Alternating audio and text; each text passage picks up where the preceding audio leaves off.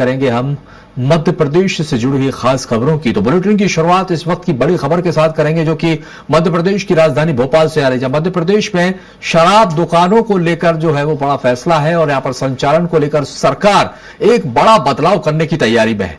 मंत्रिमंडल उप समिति की बैठक में यह अहम सुझाव सामने आया।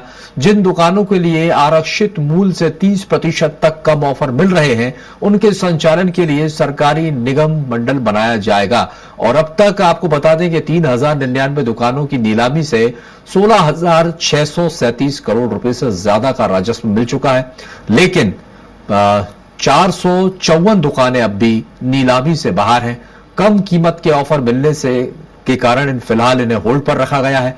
वहीं आपको बता दें कि उप मुख्यमंत्री जगदीश देवड़ा की अध्यक्षता में एक बैठक हुई थी और बैठक में मंत्री उदय प्रताप सिंह ने निगम गठन का प्रस्ताव रखा और जिस पर जांच के निर्देश दिए गए हैं। और इधर विपक्ष ने सरकार पर खुद शराब बेचने की तैयारी का आरोप लगाया, जबकि बीजेपी का कहना है कि प्रदेश हित में ही अंतिम निर्णय लिया जाएगा।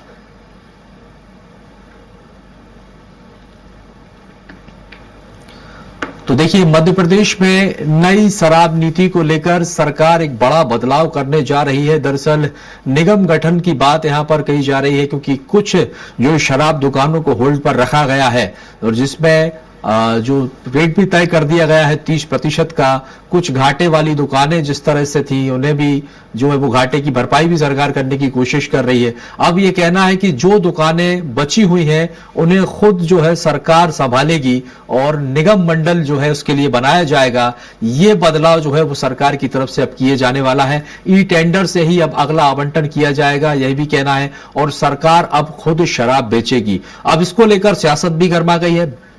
विपक्ष जो है वो लगातार आरोप लगा रहा है। हमारे साथ अधिक जानकारी के लिए हमारे सहयोगी कुलभूषण सक्सेना जो है वो यहां पर जुड़ गए।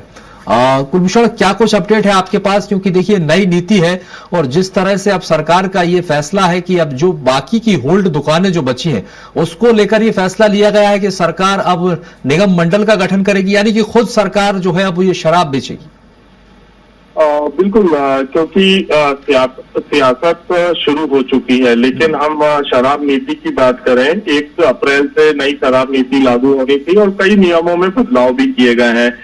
शराब दुकानों के संचालन के लिए सरकारी निगम गठन पर जो है विचार हुआ है और इसमें मंत्रिमंडल उप समिति की बैठक में ये सुझाव आया है। सरकार के द्वारा एक समिति का सबसे पहले गठन हुआ था। इस समिति में जो आबकारी मंत्री हैं वो जगदीश देवड़ा, उनके साथ स्कूल शिक्षा मंत्री उदय प्रताप इस समिति में है और समिति की कल बैठक हुई थी।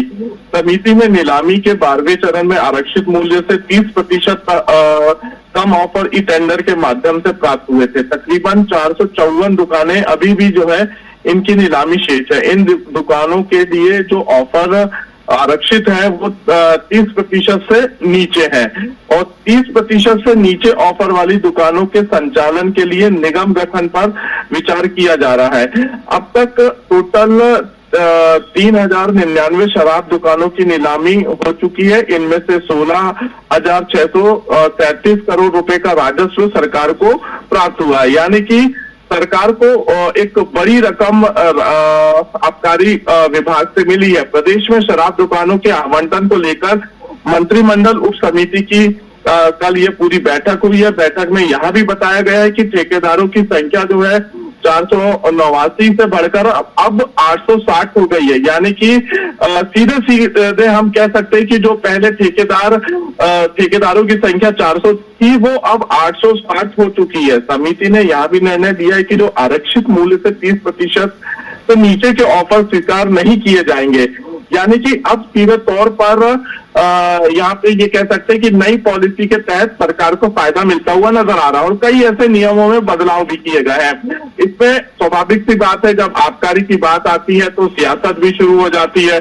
और सियासत में पूर्व मंत्री हैं पीसी शर्मा, उन्होंने कई गंभीर और बड़े आरोप सरकार में लगाए हैं कि सरकार ही शराब बेचने की तैयारी में है, सरकार को शराब की दुकानें चलाने से बचना चाहिए।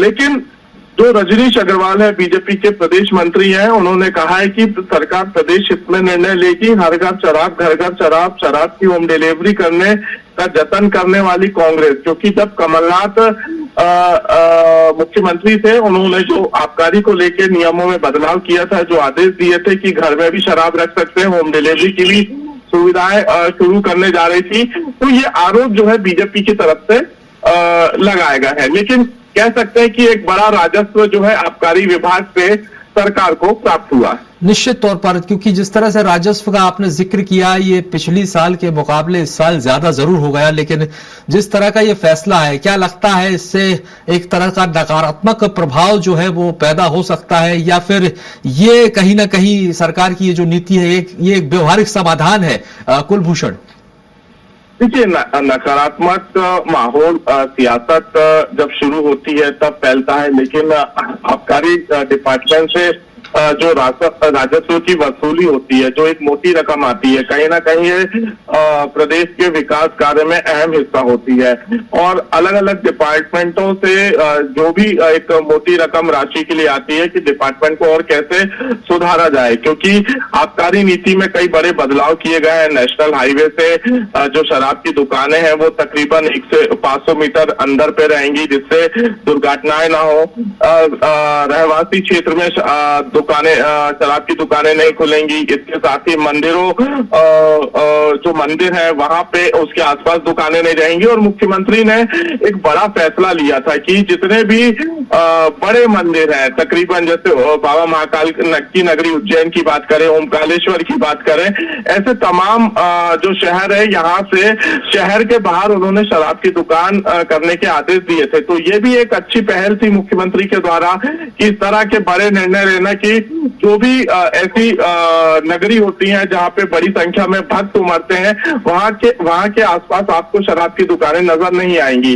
तो ऐसे भी कुछ फैसले जनहित के लिए लिए जाते हैं। और शहरी क्षेत्र, स्कूलों के आसपास भी शराब की दुकानें नहीं है के डिसीजन सरकार की तरफ से लिए गए। हालांकि समिति की पहली बैठक हुई है, अब आने वाले समय में और भी बैठकें होंगी और उन बैठकों में क्या कुछ निर्णय आबकारी के अंतर्गत लिए जाएंगे डिपार्टमेंट के अंतर्गत। लेकिन कुलभूषण, यहाँ पर एक सवाल ये भी खड़ा हो जाता है, जिस तरह से आपने जिक्र किया कि धार्मिक स्थलों पर शराबबंदी बिल्कुल सरकार का स्वागत योग्य फैसला है, लेकिन इस बार जो ठेकेदारों को बढ़ाया है और जो ठेके बढ़ाने की बात यहाँ पर कही गई है, कुछ होल्ड जरूर रख दिए गए हैं, वो उनको भले ही वो निगम मंडल का गठन करके उनको सुचारू करें खुद से ही, लेकिन क्या इससे क्या फर्क पड़ने वाला है? क्या ये इस तरह से देखा जाए कि जो अभी तक बड़े बड़े जो ठेकेदार हुआ करते थे, क्योंकि डिस्ट्रीब्यूट यदि किया जाता है तो बड़े ठेकेदारों का जो एकाधिपत्य जो रहा करता था, इसे खत्म करने की कोशिश भी क्या सरकार की तरफ से की जा रही है? बिल्कुल, ये कह सकते हैं, क्योंकि पहले ठेकेदारों की जो संख्या हुआ करती थी वो तकरीबन 400 थी, लेकिन अब जब ठेकेदारों की संख्या बढ़ेगी तो दुकानों की संख्या भी बढ़ेगी।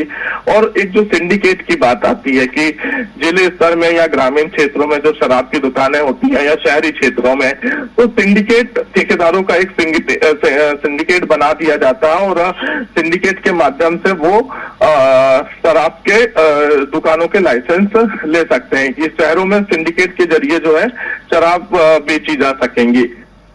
चलिए, बहुत बहुत शुक्रिया कुलभूषण हमारे साथ जानकारी साझा करने के लिए। तो देखिए, ये सरकार का बड़ा फैसला है और आपको बता दें, नई आबकारी नीति के तहत एक बड़ा बदलाव जो है वो सरकार करने जा रही है और जिसको लेकर अब निगम मंडल गठन किया जाएगा, यानी कि सरकार खुद अब ये जिम्मेदारी कहीं ना कहीं संभालने वाली।